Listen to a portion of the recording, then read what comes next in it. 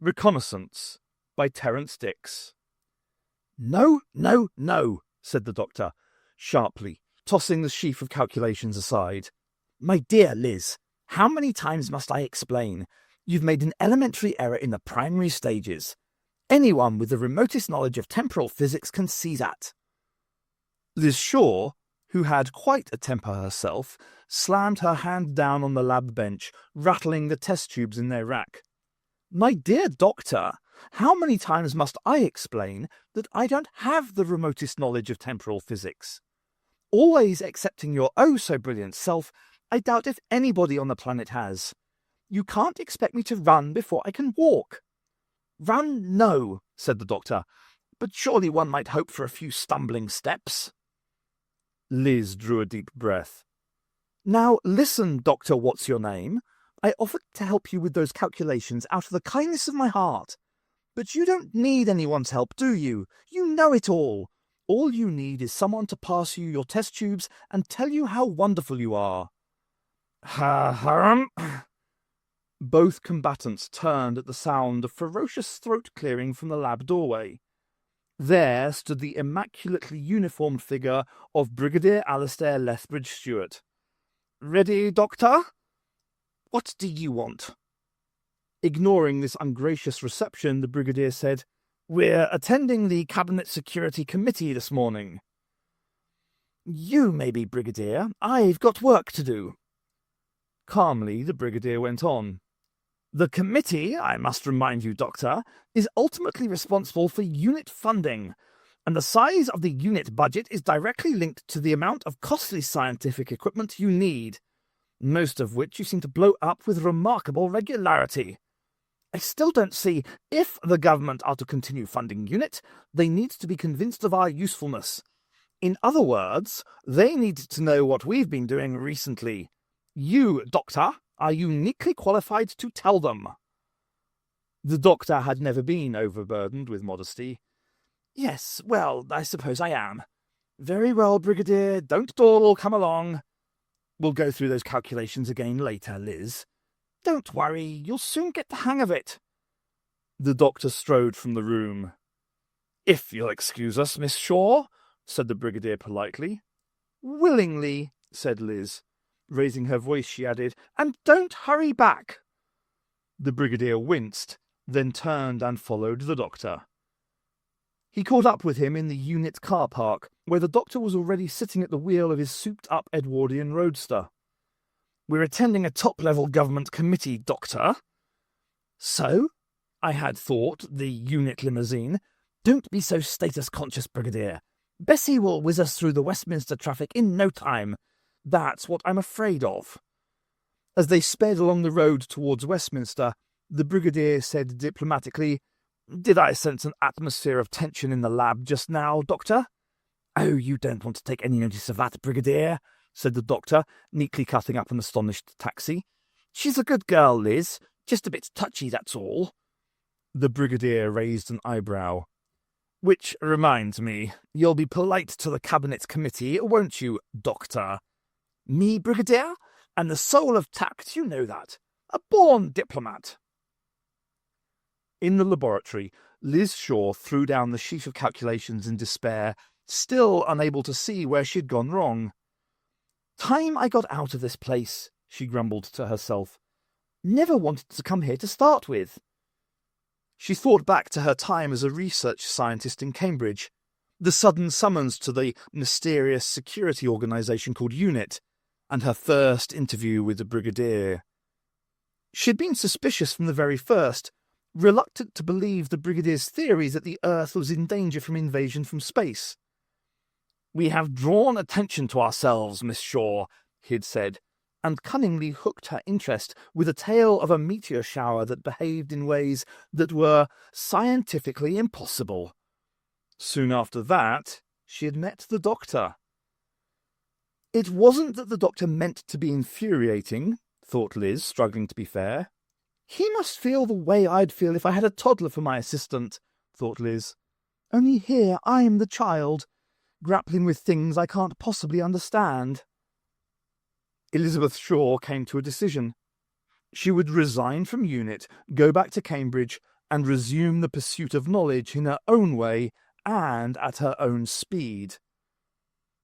Behind her, a deep voice said, "Forgive me for disturbing you. I was looking for my old friend, the Doctor." Liz turned and saw a man standing in the doorway. For some strange reason, he reminded Liz of the Doctor, although there was none of the Doctor's flamboyance about him. He was medium-sized, bearded, powerfully built, and he wore severe-looking dark clothes with a high-collared jacket. As he came into the room, the stranger smiled, revealing an unexpected powerful charm. "They sent me here from reception," he said. "This is the Doctor's laboratory?" "Yes, it is, but I'm afraid you've just missed him. He's gone off to a conference with the Brigadier." "May I ask when he'll be back?" "No idea, but it's a government committee. I imagine they'll be there for quite some time. Dear, oh dear, and I was so looking forward to meeting the Doctor again." He looked round the laboratory. "This is all very impressive. I gather the Doctor actually works here?" "He's our scientific advisor." "Well, well, well. You know, I never thought the Doctor would ever settle down to a regular job. He was always rather erratic as a student." Liz looked thoughtfully at him. "Did you say you were an old friend of the Doctor?" "We were at school together," said the stranger. "I see. Well, if you can leave an address or a telephone number, I'm sure he'll get in touch with you." She thought for a moment. "Tell you what, why don't I give you the address of the committee rooms? Perhaps you could catch up with him there, meet him when he comes out." "If it's not too much trouble." "Not a bit. I've got it here somewhere." Liz went to her bag on the end of the bench and felt inside. When she straightened up and turned, there was a small black automatic in her hand. Liz had objected violently when the Brigadier issued her with the weapon and sent her on a one-day training course in its use. But she was glad of it now. Remembering what she'd been taught, she flipped the safety catch with her thumb and worked the side, pumping around into the chamber. "Raise both hands, please, and step back." The stranger obeyed. He seemed more amused than alarmed. "My dear young lady, there's no need for that." "No? Well, for your information, visitors to unit are always strictly escorted, not left to wander around alone. And I don't know much about the Doctor and where he comes from, but I very much doubt any of his old-school chums are likely to pop up here in London." The stranger's voice was curiously soothing. "I can quite understand your suspicions, my dear, but there is really no reason to worry. You can see I am telling the truth. You only have to look at me." The voice deepened into a tone of command. "Look at me. Look at me. Look at me." Liz looked into the dark, burning eyes, and then, of course, it was all over. The Master took the gun from Liz's unresisting fingers, put the safety catch back on, and returned it to her bag. Like the hypnotized sentries at the gate, Liz was no danger to him now. The Master drew up a lab stool and rested his elbows on the bench. "Sit down, my dear, and tell me everything you know about the Doctor." Liz began talking in a calm, conversational voice. "I first saw the Doctor at Ashbridge Cottage Hospital. And after that, the Inferno project was closed down, and we returned to Unit HQ," concluded Liz. "Since then, the Doctor has been working on the calculations to reprogram the dematerialization circuit of his TARDIS. These calculations—" The Master snapped his fingers. "Enough." Immediately, Liz fell silent. She had been talking non-stop for several hours. The Master glanced at the square blue shape in the corner of the lab. Poor Doctor, exiled to Earth with an immobilized TARDIS. Who says the High Council has no sense of humour? He sat hunched on his stool, mulling over the immense amount of information Liz had given him during her hypnotically induced total recall of the Doctor's recent adventures. How could he best make use of all he had learned? The nesting consciousness sounded promising. So too did the Silurians, though the Brigadier, more realistic than the incorrigible do-good of the Doctor, seemed to have disposed of them most effectively. Still, thought the Master, there might be some survivors, in the depths of the sea perhaps. It was worth investigation. There was nothing for him in the business of the alien astronauts. They had been returned now, and it was too late to stir up further trouble. The Inferno project, too, was a thing of the past, a splendid disaster spoiled by the Doctor's meddling. The Master's mind returned to the nesting consciousness. He had heard of it, of course. The Master knew of most forces for evil in the cosmos. A fiercely rapacious entity with its curious affinity for plastic. Savage and determined, not really of any great intelligence, but guided, controlled. There were distinct possibilities, especially at this particular stage of Earth's development. The Master looked at the telephone on a table in the corner. He moved over to it, ran the plastic cord through his fingers. He looked at the bunch of daffodils in a bowl on the windowsill and smiled. Oh yes, he thought, distinct possibilities. He moved back to the lab bench and stood looking thoughtfully at Liz Shaw, who sat wide-eyed and motionless on her stool. The Master fingered a stubby metallic device in his pocket.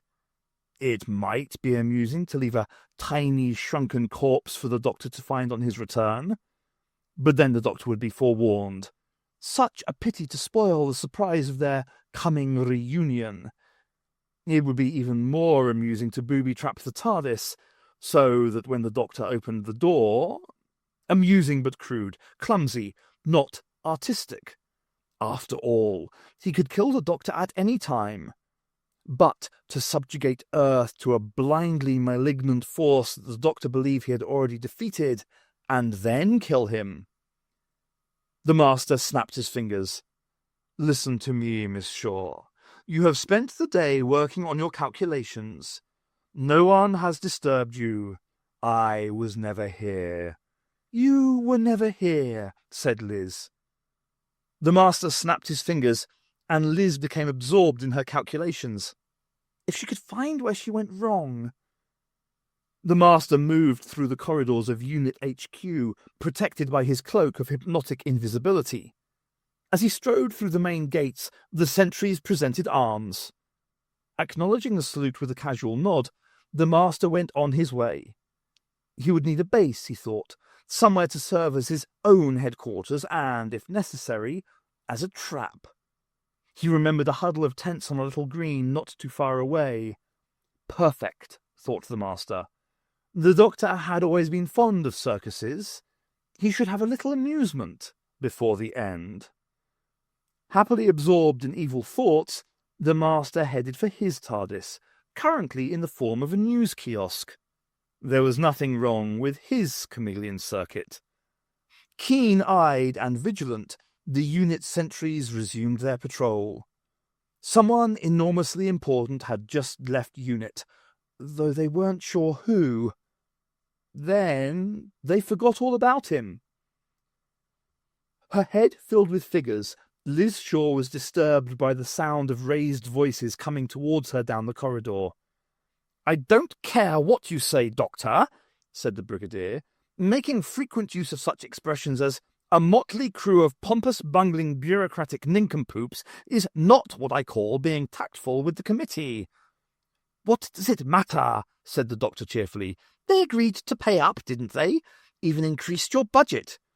"Only because you threatened to reactivate the Autons, unearth more Silurians, call back the alien astronaut, and restart drilling on the Inferno project." "Well, it worked, didn't it?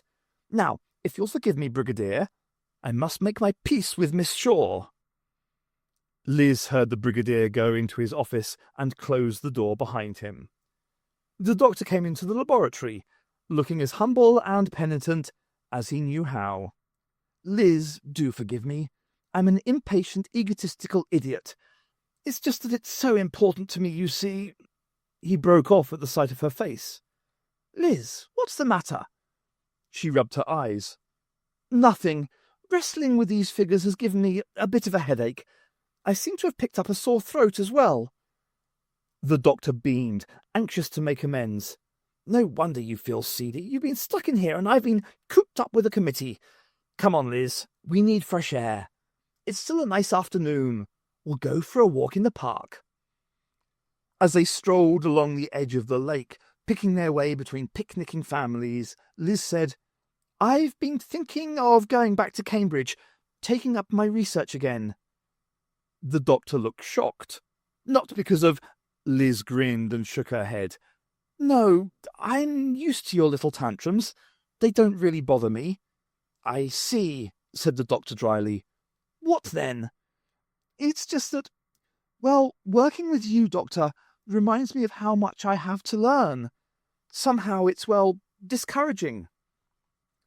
As they walked along, Liz had been watching a mother and child sitting on the grass just ahead. She touched the doctor's arm. Look, Doctor. They stopped and watched for a moment.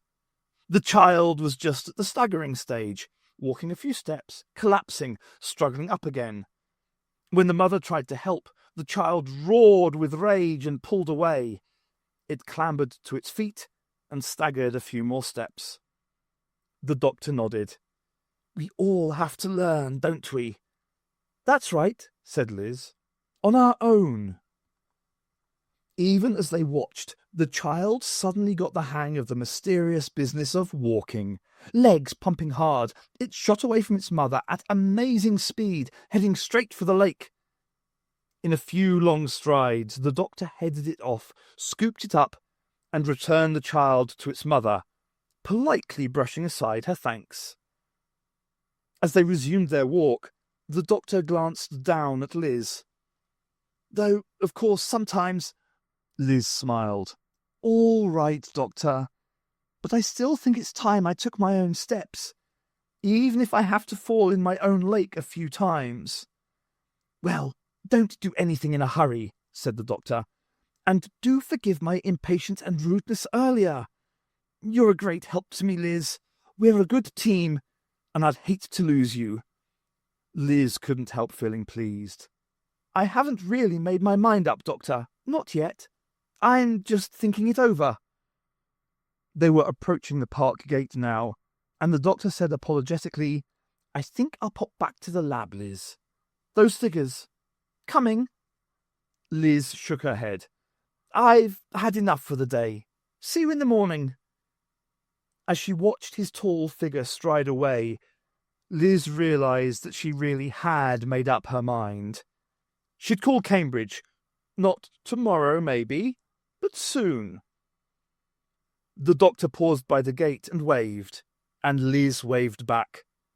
She frowned, suddenly oppressed with the feeling that there was something important she had to tell him. The thought refused to formulate itself, disappearing behind some barrier in her mind. The feeling faded away. It couldn't have been anything very important, thought Liz. She decided that when she did finally leave, she'd just go. She wouldn't even stop to say goodbye to the doctor, because if she did, he'd talk her out of going.